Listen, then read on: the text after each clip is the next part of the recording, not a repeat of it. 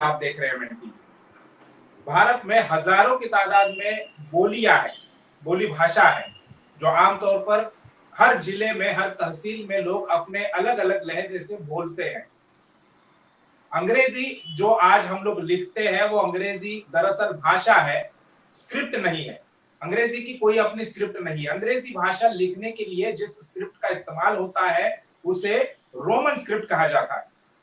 यानी दुनिया पर राज करने वाले अंग्रेज भी अपनी खुद की स्क्रिप्ट नहीं बना पाए। उन्होंने भाषा तो बना ली लेकिन स्क्रिप्ट नहीं बना पाए।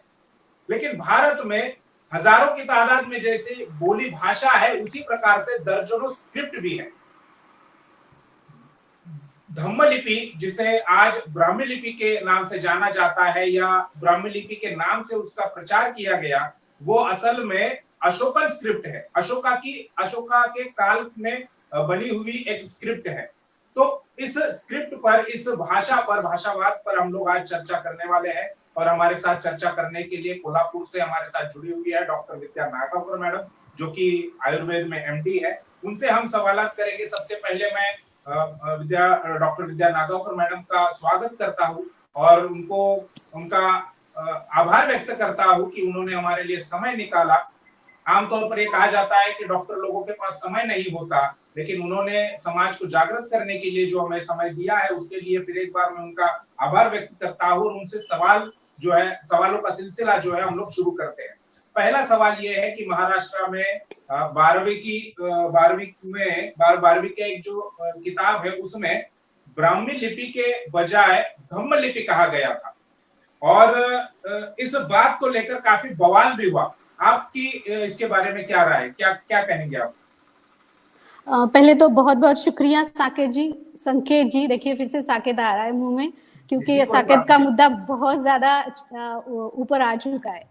तो यही बात है, ये जो ब्राह्मी लिपि को छोड़ के धम्म लिपि लिखा गया है, या फिर जो साकेत के बारे में जो जागृति आ रही है, वो सब एक शुरुआत है, एक आगाज है। अभी तो अंजाम बहुत दूर है। आप धीरे धीरे आप देखेंगे कि धम्म लिपि को सामने लाया जाएगा, या फिर साकेत का बौद्ध विहार है, या फिर जगन्नाथपुरी का मंदिर है, या फिर कोल्हापुर का अंबाबाई का मंदिर भी है जो एक बौद्ध विहार ही है। तो ये सारी बातें जो सच है वो कभी ना कभी सामने आने ही वाली थी। अब जब बात कर रहे हैं धम्म लिपि की, और उसका जो 12वीं के पाठ्यक्रम में जो पाली विभाग है उसके बुक में इसका अंतर्भाव किया जा चुका है इसी साल, और उसका प्रकाशन जो हुआ है पिछले महीने ही हुआ है। तो उसी महीने में जब ये सामने आई ये बात कि ऐसा ऐसा हुआ है, तो बहुत सारे यहाँ के जो मैं कहूँगी अविज्ञानवादी है, जो विज्ञानवादी है ही नहीं, जो पुरातात्वीय तरीकों को सबूतों को मानते ही नहीं है, ऐसे लोगों ने बवाल मचा दिया। तो उनका मतलब बाल बुद्धि, मैं उनको कहूँगी कि कोई ये तथ्य कैसे कह सकता है कि बस बच्चों का बुद्धि भेद ना हो, क्योंकि वो पहले से उसे ब्राह्मी लिपि कहते हैं। आप अब अगर उसको धम्म लिपि कहोगे तो बच्चों की बुद्धि में भेद हो जाएगा, इसलिए इसको धम्म लिपि नहीं बोलना है बल्कि ब्राह्मी लिपि बोलना है, क्योंकि ये यही परंपरा से चलकर आने वाली बात है। तो ये सिखाया गया, हाँ जी, सिखाया गया है। तो जाहिर है ऐसी बातों को हम नहीं मान सकेंगे। देखिए वैज्ञानिक युग में अगर हम रह रहे हैं तो हमें विज्ञान की बातें करनी चाहिए, और विज्ञान जो होता है वो पूरी तरह सबूतों पर टिका हुआ होता है। तो अगर अशोका के शिलालेख जो कि बहुत ही ज्यादा प्राचीन माने गए हैं, हम ही नहीं तो पूरी दुनिया के इतिहासकार जो है, भाषाओं के तज्ञ हैं, वो सारे लोग अशोका की स्क्रिप्ट को, अशोका के शिलालेखों को सबसे प्राचीन मानते हैं। तो अगर सम्राट अशोका ने जो खुद ने उनके शिलालेखों में लिख के रखा है कि ये धम्म लिपि है, तो हम और आप और ये लोग होते कौन है उसको बदल के ब्राह्मी लिपि करने वाले। तो मेरी भी राय वही है, इसके समर्थन में है कि बिल्कुल और बिल्कुल ये धम्म लिपि ही है, और इसको अब सामने आने से कोई नहीं रोक सकता है। और शायद बहुत जल्द हम देखें कि हमारा पूरा जो शिक्षा क्रम है शायद वो भी धम्म लिपि में ही हो, और अगर वैसे हो गया तो बहुत बड़ी हमारी वो अचीवमेंट रहेगी। जी, धम्म लिपि जो है उसके बारे में ज्यादातर लोग नहीं जानते हैं। तो मैं आपसे कहूंगा कि धम्म लिपि के बारे में आपके पास जो जानकारी है आपके पास जी अगर कुछ एविडेंस है तो वो हमारे दर्शकों को बताएं, ताकि ज्यादा से ज्यादा लोग इस धम्म लिपि के बारे में जान सकें। जी, जरूर जरूर। धम्म लिपि के पास पहुंचने से पहले मैं थोड़ा उसका बेसिक बता दूं। आपने थोड़ा बहुत बता ही दिया। देखिए, भाषा और लिपि दो अलग अलग चीजें होती है। तो भाषा क्या होती है? विचार विनिमय का साधन। अगर मुझे आपसे कुछ बात करनी है, आपसे कुछ कहना है, तो मैं जो बोलती हूँ, बताती हूँ, उसको भाषा कहते हैं। भाषा में दो लोग चाहिए होते हैं, एक वक्ता होता है, एक जी श्रोता होता है, और दोनों के बीच में एक माध्यम होता है, हवा, जिससे कि ध्वनि तरंगे निकलती है और पहुंचती है। तो उसको कहते हैं भाषा। और जब लिपि, इसी भाषा को अगर किसी कारण हमको लिखना होता है, तो उस लिखावट को हम कहते हैं लिपि। तो there is little bit difference between भाषा एंड लिपि। तो धम्म लिपि को जब हम देखते हैं, तो ये पहली बार हमें कब पता चला और कहाँ पे पता चला? तो धम्म लिपि जो है, ये अशोका के शिलालेखों पे हमें, देखिए, 1750 के दरम्यान हमें पहला शिलालेख मिला था। उसके बाद 1785 में दूसरा शिलालेख मिला, जो कि दिल्ली के टोपरा से आया हुआ था। तो ऐसे एक के बाद जो शिलालेख मिलते गए, तो करीबन ऐसे 35 शिलालेख अब तक हमें मिले हैं। और उस 35 शिलालेखों में करीबन 40 बार धम्म लिपि ये वर्ड आया हुआ है। और शुरुआत में ही है, जो कि बताता है कि इसके बाद जो लिखा जा रहा है वो सब कुछ धम्म लिपि में है। तो ये धम्म लिपि जो है, ये अशोका के काल की लिखावट है, लिखे जाने का तरीका है। देखिए, अशोक जो थे, सम्राट अशोक, वो मगध देश के राजा थे, पूरे जम्बूद्वीप के सम्राट थे। और उनके यहाँ की जो बोली भाषा थी, जो बोलने में आती थी भाषा, वो प्राकृत होती थी, पाली होती थी, खारोष्ट्री होती थी। पर लिखने की जो भाषा थी, वो धम्म लिपि ही होती थी।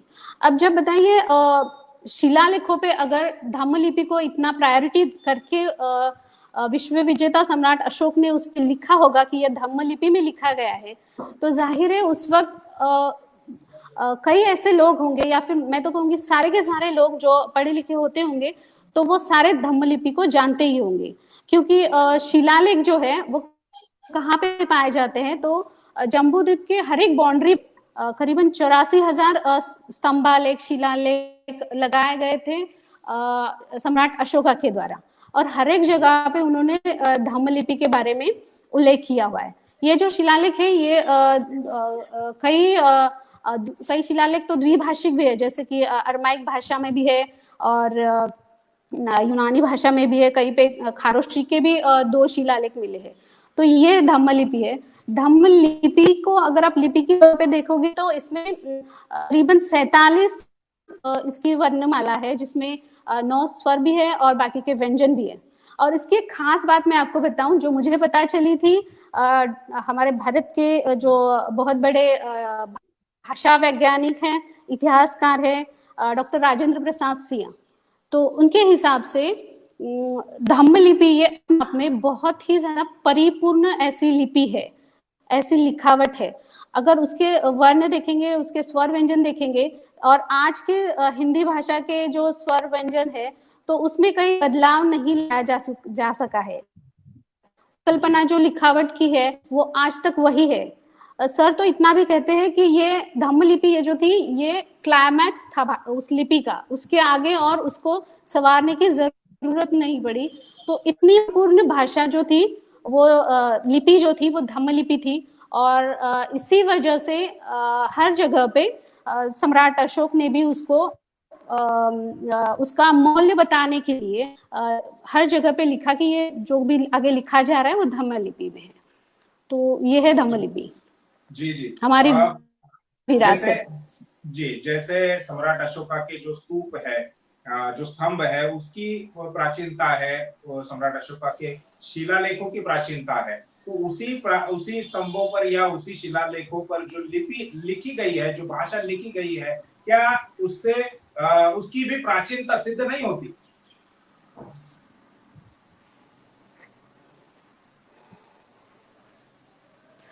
जी हाँ, थोड़ा शुरुआत से बताऊंगी इस चीज को। डेफिनेटली शिलालेखों की प्राचीनता हमें उसकी भी प्राचीन को दो है। जब हम मिलते हैं किसी को, हम अभिवादन करते हैं, जय मूल निवासी कहते हैं, जय भीम कहते हैं, नमो बुद्धाय कहते हैं। तो ये सब कहने के पीछे एक वजह होती है, वो वजह है कि हम याद करें इन लोगों को, इन चीजों को, इन महान हस्तियों को। जैसे कि हम नमो बुद्धाय कहते हैं तो हमें याद रखना होता है कि हमारी जो जीवन शैली है, उसका जो सदाचार है, जो प्रज्ञाशील करुणा है उसकी, हमारी जो समता, बंधुता, न्याय की व्यवस्था है, वो पूरी की पूरी गौतम बुद्ध की देन है। तो उनको नमन करना हमारा कर्तव्य बनता है। तो अभिवादन के लिए भी हम नमो बुद्धाय का यूज करते हैं। दूसरी बात, अगर हम जय भीम बोलते हैं तो भीम यानी कि डॉक्टर भीमराव अंबेडकर, तो उन्होंने हमारे लिए बहुत सारा संघर्ष किया है और हमारे जो आज के मौलिक अधिकार है, संवैधानिक अधिकार है, वो सब उन्हीं की वजह से। तो ये भी हमारा कर्तव्य बनता है कि हम उनको याद रखें। इसी तरह से जो शिलालेख बनाए गए हैं, वो शिलालेख भी क्या है, तो जो सम्राट अशोक, जो विश्व विजेता रहे हैं, वो चाहते थे कि उनके समय की जो शासनकाल था, जो उनका प्रजा के प्रति लगाव था, जो रियायत उन्होंने प्रजा को दी रखी थी, जो धर्म का प्रचार उन्होंने किस तरह से किया, तो ये सारी बातें वो चाहते थे। उन्होंने एक अपने 8वें शिलालेख में लिखा भी है कि मेरे शासनकाल का हर एक कच्चा चिट्ठा मेरे पोते पोतियों को ही नहीं, तो उनकी आने वाली सारी पीढ़ियों और जब तक धरती है तब तक ये रहना चाहिए, और इसके लिए वो उसको शिलालेखों पे लिख रहे हैं। तो देखिए, अगर इस हेतु से किया गया हुआ ये शिलालेख और धम्मलिपि का प्रयास है, तो ये बहुत बड़ी वजह है इसके पीछे कि शिलालेखों पे धम्मलिपि का होना। और देखिए, नेशनल मिशन फॉर मैन्युस्क्रिप्ट्स अगर आप देखते हैं तो करीबन 2.5 करोड़ हस्तलिखित हमें मिले हैं। ये मैं नहीं कह रही हूँ, ये नेशनल मिशन फॉर मैन्युस्क्रिप्ट कह रहा है। उनके पास 2.5 करोड़ है। उनमें से करीबन 50,000 जो है वो अच्छी तरह से पढ़ लिए गए हैं, उनको जान लिया गया है। 19,000 उनमें से उनको डिजिटलाइज भी कर दिया गया है और प्रकाशित भी किया गया है। तो इनमें से जितने भी शिलालेख पाए गए हैं, वो उन सब में से जो सबसे पुरातन है, एशिया के पूरे सारी कंट्रीज में मिलने वाले शिलालेखों से सबसे पुराने जो है वो अशोका के ही हैं, और उसके पहले की लिखावट कहीं पे नहीं मिलती है जो पूरी लिखावट हो। देखिए, सब जो सिंधु घाटी की सभ्यता है वहां पे कुछ अवशेष मिले हैं, तो उनपे जो हमें जो सील्स मिले हैं उनपे हमें कुछ अक्षर मिलते हैं, ऐसे पूरा सेंटेंस वहां पे नहीं मिलता है जैसे अशोका के स्क्रिप्ट में हमें मिलता है। तो जाहिर है सिंधु घाटी अगर अशोका के पहले की है तो हो सकता है कि धम्मलिपि का वो नवजात शिशु का रूप हो, उस वक्त बन रही हो, और आगे जाके जब अशोका का काल आया या फिर उससे पहले भी धम्मलिपि बहुत अच्छी तरह से लिखी और पढ़ी जाती थी। और पुरातात्विक तथ्यों पर अगर ये दुनिया ने मान लिया है कि शिलालेख जो है अशोका के काल के, तो वो सारे के सारे प्राचीन है, उसके पहले वाले कोई भी लिखावट हमको नहीं मिलती है। तो जब शिलालेख ही प्राचीनतम माने गए हैं तो उस पर जो लिखावट है, उसको जो बोला गया है ये धम्मलिपि है, तो साधारण सी बात है कि वो भी उतनी ही पुरानी है जितनी की शिलालेख। जी। मेरा अगला सवाल है कि जो ब्रह्मलिपि और धम्मलिपि से जो बवाल मचा हुआ है, और आपका कहना है कि धम्मलिपि ही ब्राह्मलिपि जो कहा जाता है वही मूलतः धम्मलिपि है, तो क्या उसको ब्रह्मलिपि ये नाम देना ये सोची समझी साजिश के तहत हुआ है? जी हाँ, साजिश ही नहीं, बहुत बड़ी साजिश है। देखिए, होता क्या है, हम उतना ही देखते हैं जितना हमें दिखाया जाता है। जैसे मानो हम खिड़की में बैठते हैं तो हमें उतना ही दिखाई देता है जितना खिड़की से दिखता है, उसके आजू बाजू का हम नहीं देख पाते। तो ब्रह्मलिपि को सामने लाने का पूरा जो श्रेय जाता है, श्रेय कहूंगी मैं उसको, कि वो जाता है प्रिंट मीडिया को। प्रिंट मीडिया जो है ये हमें हमेशा, जैसे राजेंद्र प्रसाद सर कहते हैं कि ये सेकंड हैंड इतिहास को दोहराती है, दिखाती है। तो प्रिंट मीडिया को अगर आप देखेंगे तो हर जगह पे आपको ब्राह्मलिपि कहा हुआ मिलेगा। वो कहीं पे भी अगर आप रेफरेंस के लिए ढूंढोगे तो आपको 1-2 जगह पे हाँ ये शिलालेख धम्मलिपि, शिलालेखों में धम्मलिपि लिखा है इतना कहेंगे, लेकिन उसके बाद ये पूरी ब्राह्मलिपि ही है। अब ये ब्राह्मलिपि है क्या? तो जैसे वर्ड खुद ही उसको डिनोट करता है, ब्राह्मी लिपि मतलब कुछ तो रिलेटेड होगा ब्रह्मा से।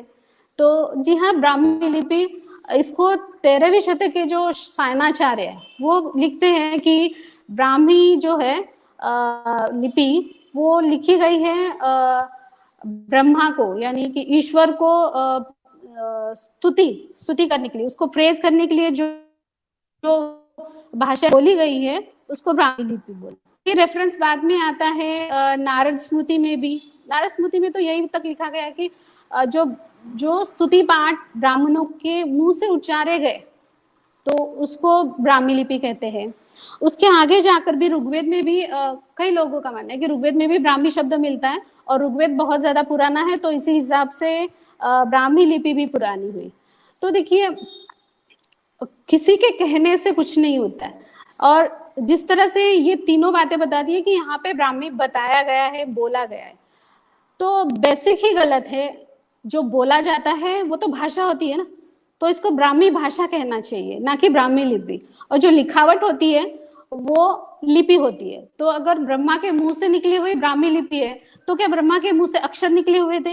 और अगर अक्षर गिरे भी होंगे तो कहाँ पे गिर गए? क्या उसको जमीन खा गई, उसको आकाश निकल गया?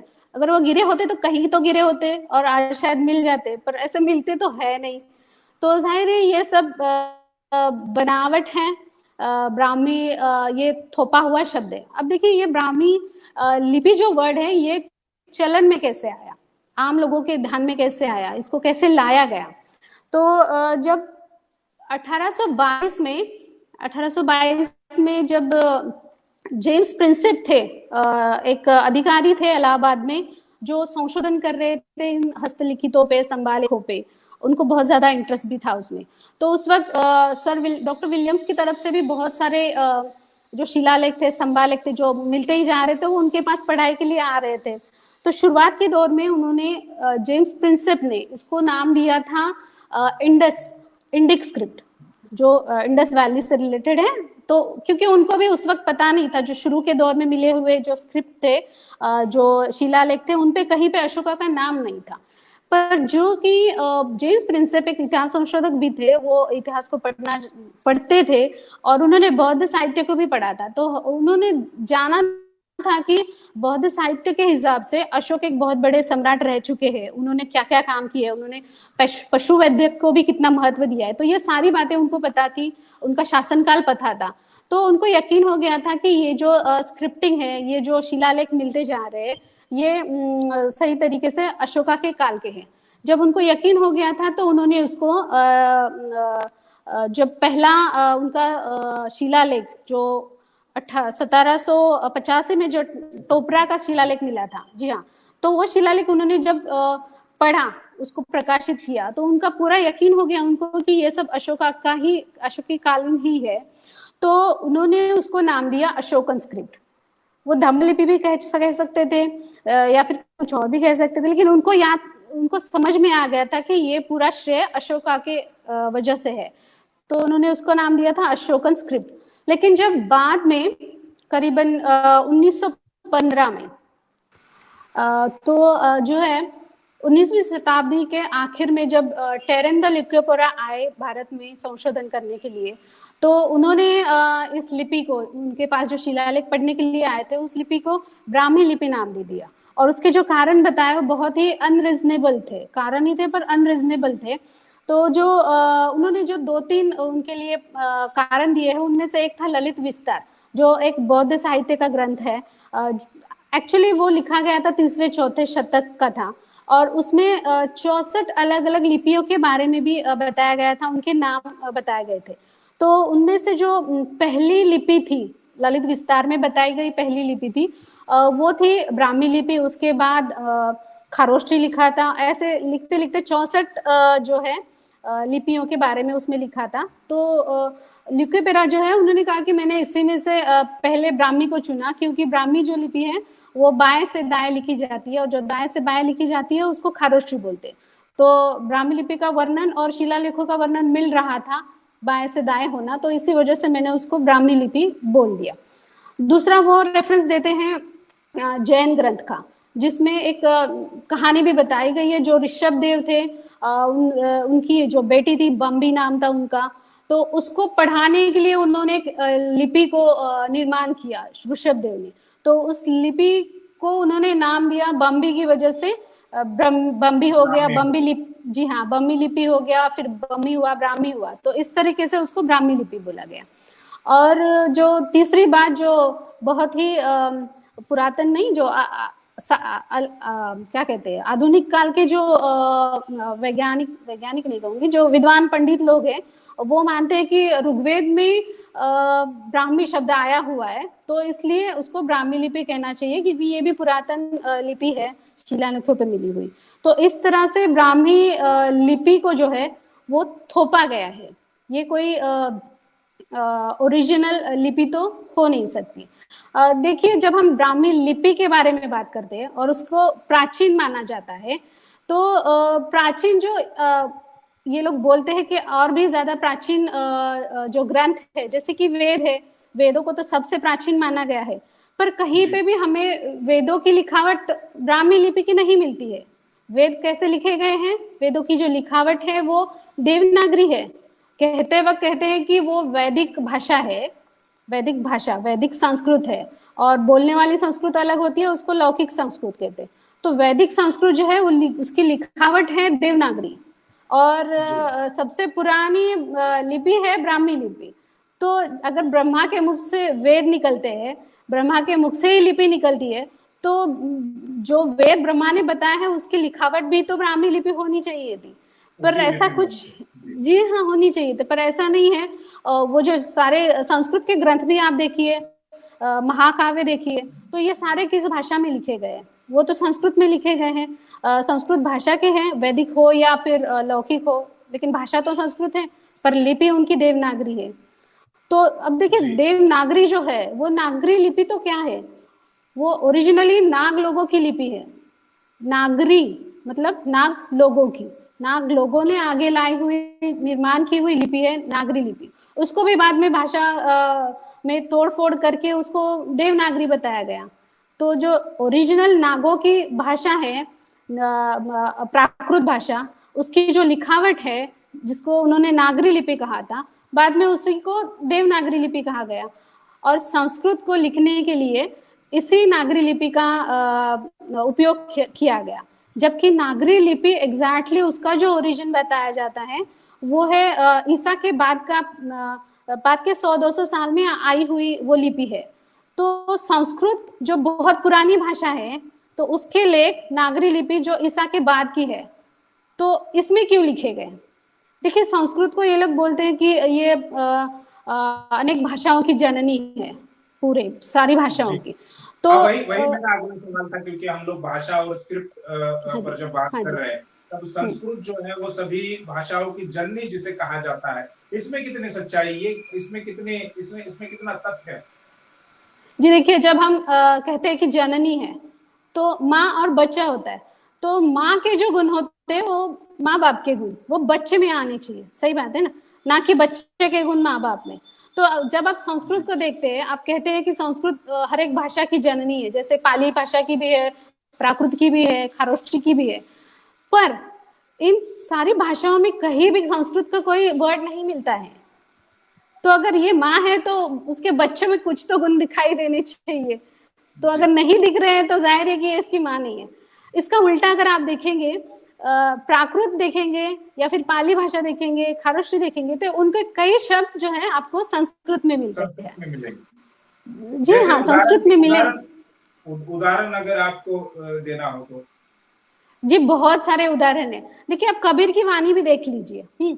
कबीर की वाणी में जो हमें शब्द मिलते हैं वो किसी संस्कृत के नहीं है। उसमें अब कबीर इतने बड़े दोहाकार रहे हैं, उनकी रचनाएं इतनी फेमस है, तो कहीं तो उनके लिखावट में भी संस्कृत आना चाहिए था, क्योंकि जब ऐसे बड़े बड़े भाषाकार होते हैं या फिर ये बड़े बड़े साहित्यकार होते हैं, तो वो उस समय की जो बेस्ट लिपि होती है, जो बेस्ट भाषा होती है, उसको जाहिर करते हैं।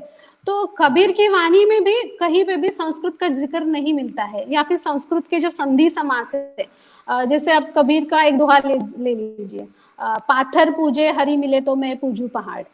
तो कहीं पे भी ऐसे दोहों में आपको जो जोड़ाक्षर रहता है जो संस्कृत में पाया जाता है, संस्कृत का जो संधि समास है वो उसमें कहीं पे भी नहीं मिलता है। तो इस तरह से अगर संस्कृत का जिक्र जब आपके बच्चों में नहीं दिख रहा है, आपके जिस भाषा को संस्कृत ने जन्म दिया है उसमें नहीं मिल रहा है, तो जाहिर है कि संस्कृत में कोई ऐसे गुण नहीं है जो आगे चले गए हो इतर भाषा में। तो उल्टा हो, एक्चुअली उल्टा है कि जब पाली या प्राकृत हो, खारोष्ट्री हो, तो जैसे जैसे समय बदलता है उसमें बदलाव होते जाते हैं, लिखावट में भी बदलाव होता जाता है। तो प्राकृत की जो लिखावट रही है धम्मलिपि, उसको भी आगे आगे जैसे जैसे साल गुजरते गए उसमें भी बदलाव आते गए, और बाद में उससे ही प्राकृत भाषा भी संस्कृत भाषा भी आई, उसी में से लिपि भी उसी धम्मलिपि के आधार पर निकली। अब देखिए संस्कृत का हम थोड़ा सा इतिहास देख लेते हैं। तो संस्कृत यहाँ पे आई कैसे, भारत देश में जम्बू द्वीप में आई कैसे?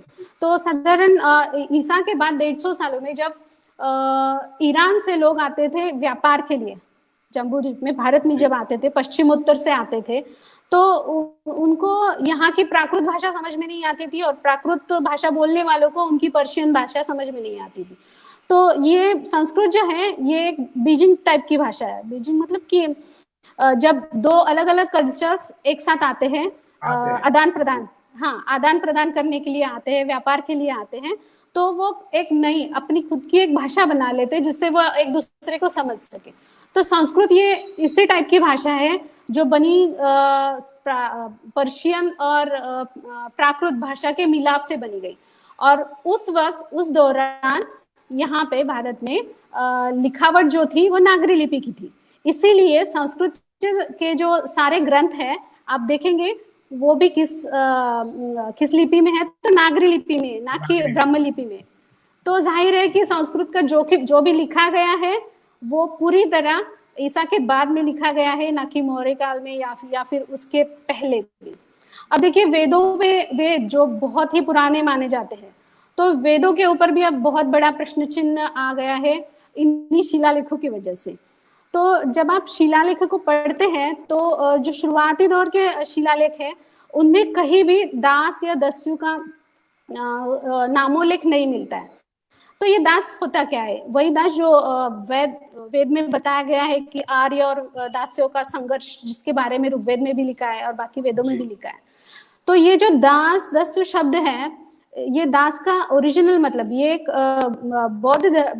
बौद्ध साहित्य का शब्द है, और इसका मतलब होता है उपासक, श्रेष्ठ, जो अनुयायी है, इस तरह से। ये एक उपाधि है दास, बौद्धों को दी हुई। मतलब उस वक्त जब शिलालेख लिखे जाते थे तो कई लोग उसमें दान धर्म करते थे उन शिलालेखों को बनाने में, या फिर वहां के जो व्यापारी होते थे तो उनको बोला जाता था दास। तो दास ये उपाधि के नाम पर जो शिलालेखों को मिलते, शिलालेखों पे लिखे हुए मिलते हैं, वो बहुत बाद के हैं, अशोका के काल के नहीं है, थोड़े बाद के हैं। तो इस हिसाब से अगर दास जो वर्ड है वो पहले कहीं नहीं मिलता है, शुरुआती के शिलालेखों में नहीं मिलता है, बाद के शिलालेखों में या फिर स्तंभालेखों में मिलता है।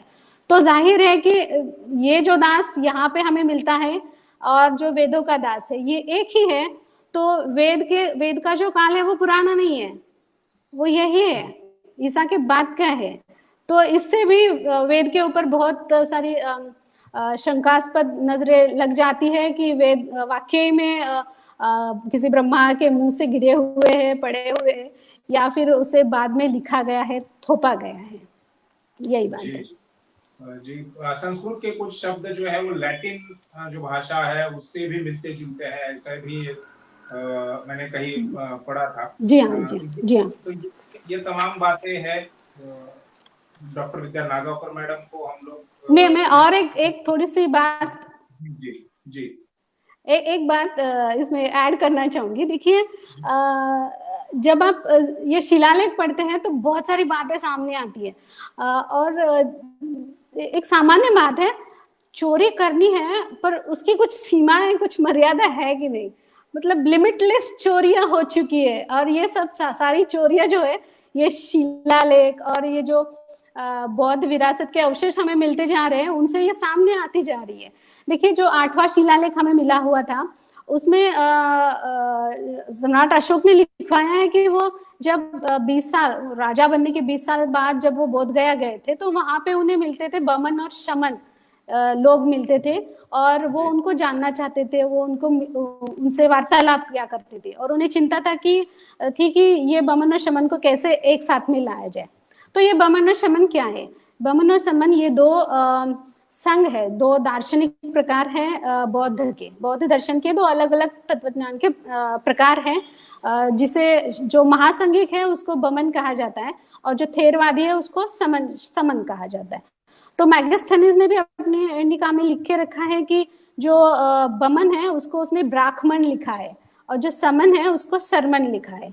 तो ये ब्राह्मण जो है ये बाद में आके बन गया ब्राह्मण, और फिर ब्राह्मण बना क्योंकि वो महासंघिक है, तो बड़े हैं, नंबर में भी बड़े हैं, श्रेष्ठता में भी बड़े हैं, तो उन्होंने उसको मैं कहूँगी चुरा लिया फिर से, तो ब्राह्मण है, तो ब्राह्मण से बन गया ब्रह्मा। फिर हर एक चीज को जोड़ा गया ब्रह्मा से, ईश्वर से, और सामने लाया गया। देखिए इतना ही नहीं, जब आप देखते हैं नर्मदा जो नदी है, तो उसका शुरुआती का नाम भी नेर बुद्धा है। नेर बुद्धा जो बुद्धा के नाम से जुड़ा हुआ है, नेर मतलब पानी जो बहता है, तो उसको भी बदलवा के नर्मदा किया गया।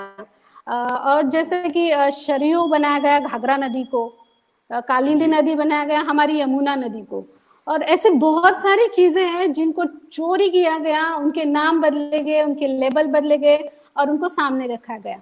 और जबकि हमारे लोग जो है मूल निवासी है, उनको शिक्षा का ही अधिकार नहीं था, तो क्या लिखा गया है वो ही पता नहीं है, तो झूठ है कि सही है ये पता चलना तो बहुत दूर की बात है। तो हमें आभार प्रदर्शित करना चाहिए हर वक्त डॉक्टर बाबा साहब अम्बेडकर का, फुले जी का, शाहू जी का, कि उनकी वजह से हमें शिक्षा का अधिकार मिला। और मैं कहना चाहूंगी कि हम लोग जो पढ़े लिखे लोग हैं, उनको पढ़ा लिखा बन के, पढ़ के, उसके ऊपर विचार विनिमय करके, उसको देख परख के, इतिहास को पढ़ के, उसको देख परख के सच्चाई लिखनी चाहिए, सच्चाई सामने लानी चाहिए, ना कि हम लिखे पढ़े बने, मतलब जो लिखा हुआ है उसको पढ़े और बस हो गया। ये बात जो है ये नहीं होनी चाहिए। पढ़े लिखे जो लोग हैं, देखिए मैं यहाँ पे ज़रूर बोलना चाहूँगी, जैसे हमारे डॉक्टर विलास खरात सर जी हैं, डॉक्टर प्रताप चारसे सर जी है, त्रिरश्मि प्रकाशन के अतुल भोसेकर सर जी है, तो ये और राजेंद्र प्रसाद सर को मैं भूल नहीं सकती। तो ये सारे जो लोग हैं, ये भारतीय जो नया इतिहास, नए तरीके से इतिहास को जो लिखा जा रहा है, इन लोगों का बहुत बड़ा योगदान है उसमें। ये लोग सच्चाई को सामने ला रहे हैं, तो हमें चाहिए कि ये लोग जो सच्चाई सामने ला रहे हैं उसका प्रचार और प्रसार करने का हम भी कुछ जरिया बने, कुछ माध्यम बने, हम सामने और लोगों को बताएं कि ये सच्चाई है और ये लोग इस पर काम कर रहे हैं। और आखिर में मैं एक बात कहना चाहूंगी, राजेंद्र प्रसाद सर बहुत ही अच्छे से कहते हैं कि जो हिरण का जो शिकार हुआ है, उसकी जो दास्ता है, तो वो इस बार हिरण बताएगी, ना कि शिकारी बताएगा। तो जो नया इतिहास, हाँ, तो शिकार बताएगा इस बार, शिकारी कुछ नहीं बताएगा। शिकारी के इतिहास का मुआयना किया जाएगा हिरण की आंखों से, क्योंकि दर्द उसे मिला है, तो दर्द की बयां भी वही करेगी, तो सच तो सामने आकर ही रहेगा, चाहे वो धम्मलिपि हो, चाहे वो बोध गया हो, या फिर जगन्नाथ मंदिर हो, या फिर साकेत हो। तो ये 100% ये धम्मलिपि है, और हमें कोशिश करते रहने चाहिए कि धम्मलिपि को हम आगे और ज्यादा प्रचार और प्रसार में लाएं। जी, शुक्रिया डॉक्टर नागावकर मैडम का कि उन्होंने समय दिया और धम्मलिपि ब्राह्मलिपि इसमें क्या अंतर है ये हमें बताया। धम्मलिपि कितनी पुरानी है, और जिसे ब्रह्मलिपि कहा जाता है उसका कोई अस्तित्व नहीं था, वो चुराया हुआ है। जैसे इलाहाबाद का नाम प्रयागराज कर दिया, केवल नाम बदलने का काम होता है। तो इसी प्रकार से ये आज का मामला नहीं है, पुराना उनका खेल चलता रहता है, पुरानी साजिश है। मैं इस पर एक ही बात कहना चाहूंगा, जैसे हिंदू ये शब्द मुगलों ने दिया हुआ है, और जिसे ब्राह्मण आज गर्व से कह रहे हैं, गर्व से बोल रहे हैं कि ओबीसी को, एससी एसटी के लोगों को जो हिंदू नहीं है उनको भी कह रहे हैं कि आप गर्व से कहो। तो मुगलों ने दिया हुआ नाम अपने धर्म को दिया है, और जिस वैज्ञानिक का जिक्र अभी मैडम ने किया, लुकानस, अगर मैं सही हूं, उन्होंने जो लुकोपेर, तो उसने जो नाम दिया है वो भी विदेशी है, मुगल भी विदेशी है, तो विदेशियों से लिया हुआ नाम अपने संस्कृति को या अपने धर्म को या अपने भाषा को देने का जो काम है वो लगातार इस देश में चल रहा है। तो फिर एक बार मैडम का शुक्रिया अदा करते हैं, और ऐसे ही हमें हमारे दर्शकों को जागृत करने के लिए आप समय देंगे, ये उम्मीद भी आपसे करते हैं। और इन तमाम मुद्दों पर, जितने भी मुद्दे डॉक्टर नागावकर मैडम ने यहाँ पर उपस्थित किए हैं, इसके बारे में आपके पास अगर कोई जानकारी है तो वो हमें कमेंट बॉक्स में जरूर लिखकर बताइए, और इस पूरे चर्चा पर आपकी क्या राय है ये भी हमें कमेंट बॉक्स में जरूर लिखकर बताइए। शुक्रिया आप सभी, धन्यवाद।